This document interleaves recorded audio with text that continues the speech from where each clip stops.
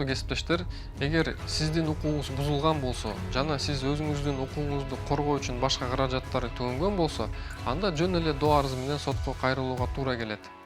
Доо коюу үчүн төмөнкү жагдайларды эске алуу керек.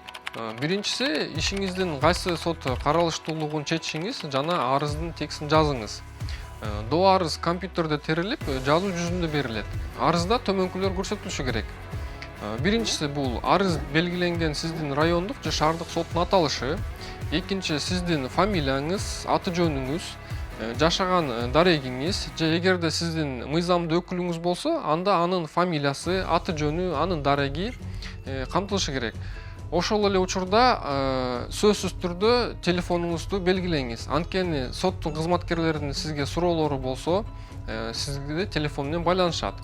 Үчүнчүсү, жоопкердин аты жөнү, анын жашаган жери, эгерде жоопкер юридикалык жак болсо, анын жайгашкан жери. Төртүнчүдөн, бул соттон талап кылган конкреттүү талабыңыз. Бешинчиси, бул доо арызда сиз негиздеген жагдайлар жана бул жагдайларды тастыктаган далилдер камтылышы керек. Кийинкиси, бул эгер доомат баалоого тийиш болсо, доонун наркын көрсөтөсүз.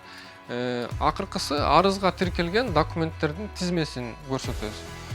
Сиз доо арыз түз соттун кеңсесине тапшырсаңыз болот же почта аркылуу жөнөтсөңүз болот. Сиздин доо арызыңыз соттун кызматкери каттайт. 5 күндүн ичинде сот аны өндүрүшкө кабыл алуу жөнүндө маселени карап чыгат жана сизге соттун отуруму белгиленген күндү жана убакытты билдирүүгө милдеттүү.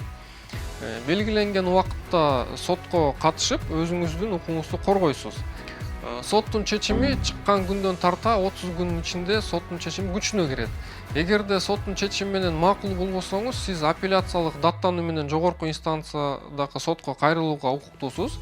Бул жана башка укук коргоо механизмдери менен эмки чыгарылыштарда баяндап беребиз.